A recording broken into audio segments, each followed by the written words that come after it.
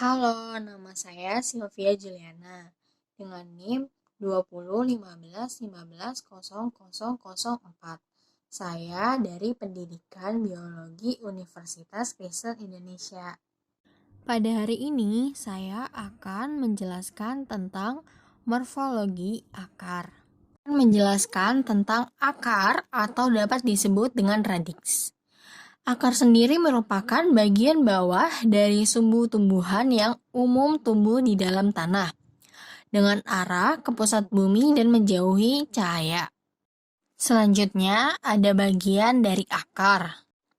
Yang pertama itu ada leher akar atau pangkal akar, yang disebut juga sebagai kolum. Pada leher akar ini berbatasan dengan sumbu batang. Kemudian ada sumbu akar yang disebut dengan batang akar atau biasa disebut juga corpus radicis. Kemudian pada sumbu akar tersebut bercabang membentuk radix lateralis.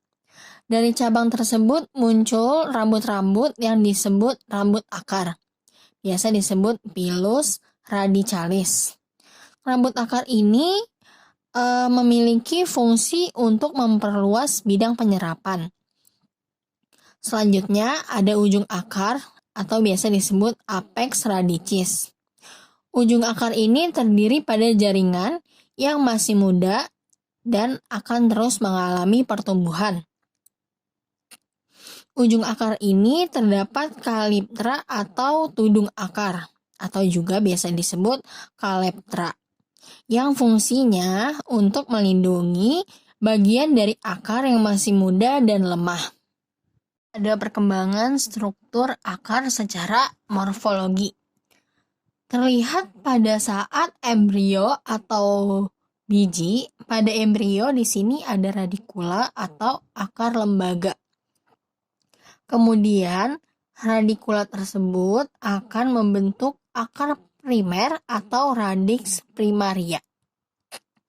Pada perkembangan berikutnya, radix primaria ini akan berkembang menjadi akar tunggang setelah tanaman tersebut menjadi dewasa.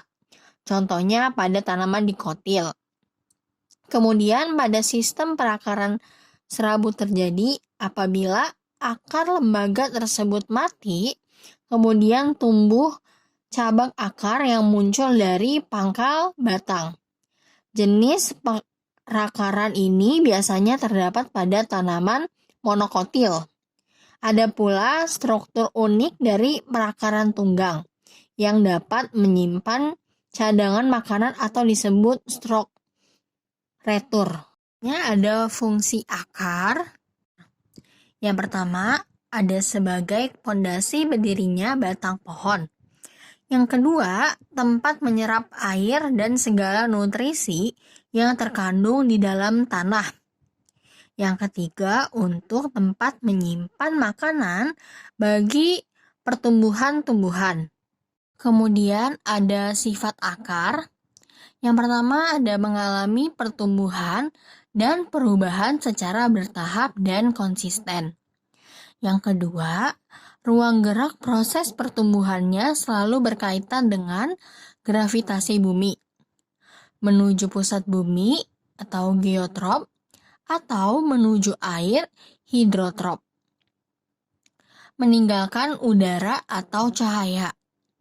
Yang ketiga, ada kondisi akar selalu berwarna tanah dan bahkan lebih pucat.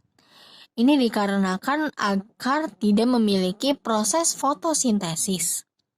Yang keempat, ada bentuk ujung sering memancing untuk menembus tanah. Selanjutnya ada jenis akar. Yang pertama, akar serabut. Yang kedua, akar tunggang. Akar serabut biasanya terdapat pada tanaman monokotil. Sedangkan pada akar tunggang terdapat pada tanaman dikotil. Perbedaannya yaitu apabila akar tunggang, akar primer terlihat lebih jelas. Sedangkan pada akar serabut, akar primer sama dengan akar lateral. Sebagai contoh, akar tunggang yang sedikit bercabang, akar tunggang ini biasanya berfungsi sebagai menyimpan cadangan makanan. Itu ada yang pertama, ada fosis morsis atau bentuk tombak. Akar yang memiliki pangkal besar. Contohnya seperti wortel.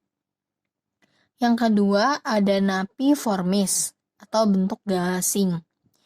Akar yang memiliki pangkal besar membulat.